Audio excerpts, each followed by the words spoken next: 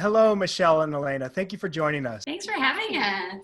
So you two are the owners of TEAMride in Sacramento. We profiled you back in 2016.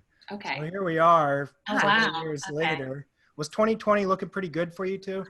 I'm not going to lie to you, Tyler. 2020 was like our year.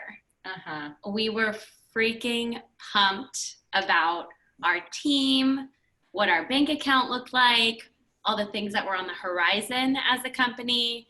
And we just really felt like we were unstoppable. 2020 was just...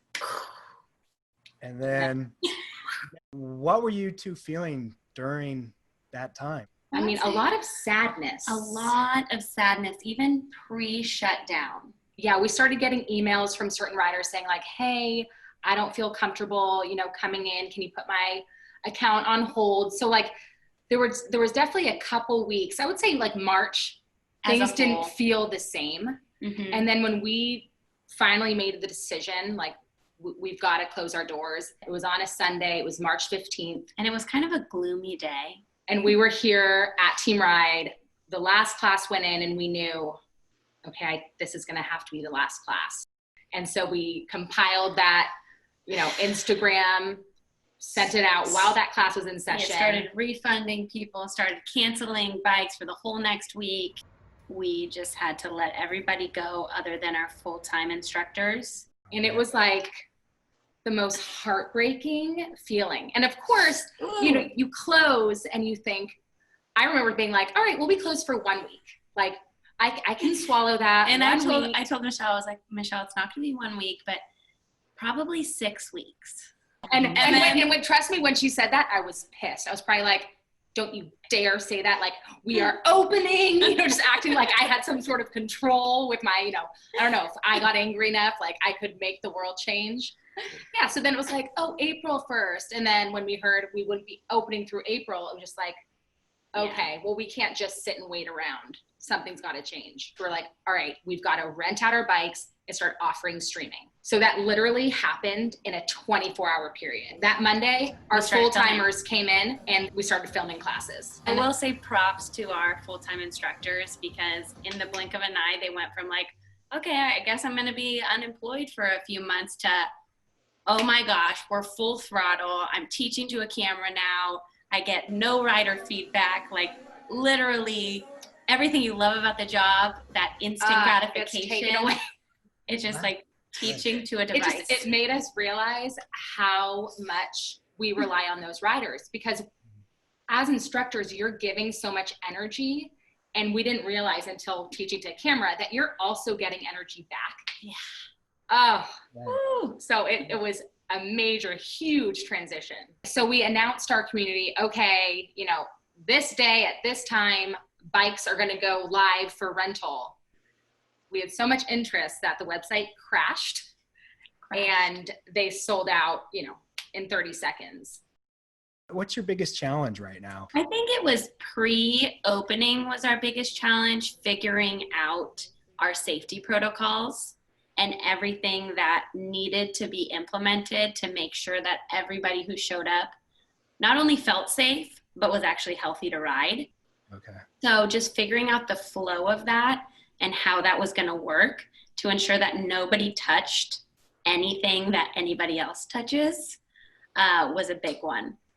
It's almost like a loss of the sense of community because while we still get to ride together, it's just not the same. Like we're used to high-fiving, we hang out and the lobby gets packed. And so keeping that community-ish feel while not really being able to provide it has also been a challenge. A huge challenge. And then, we're still in such a uncertain time that, we're just still really unclear as to when this will ever go back to normal because we still have a huge portion of our community that doesn't feel safe to ride. You're just talking about a complete shift in culture because on a Saturday, it'd be 240 people walking through our doors. And it's like kind of a social, hangouty thing.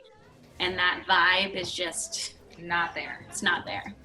But again, like it made us get creative. Yeah, it forced us into aspects that we had always hoped to do, but we're never going to prioritize. Yeah. So Like the streaming service was something you were thinking before all for this? sure. I mean, that 100%. was always like in my mind like a dream future goal, like maybe one day. But being forced into it, it's like, okay, cool. Now we have streaming. How are we going to keep this going permanently? And how are we going to make it better? The sense I'm getting is you kind of like the reinventing and the challenge of that. And I mean, yes, you're laughing at me because I for sure do. Michelle likes does. that.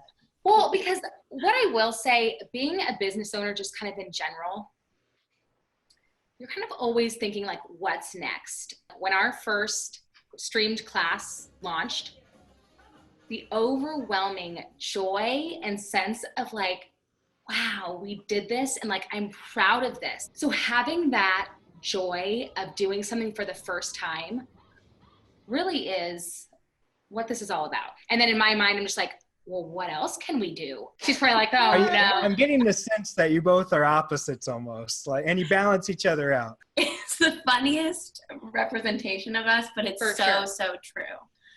I am the weight to her helium balloon.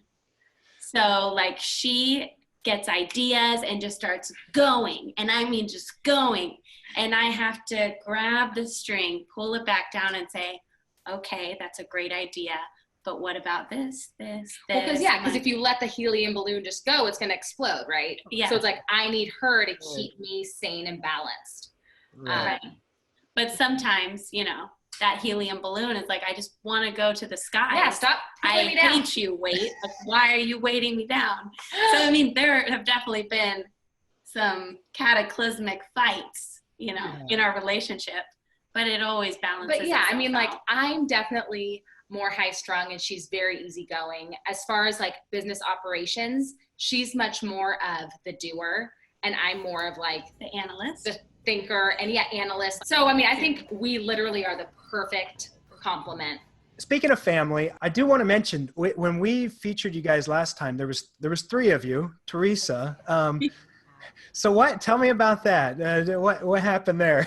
We love saying this company started with 4 and now we're down to 2. Yeah. No.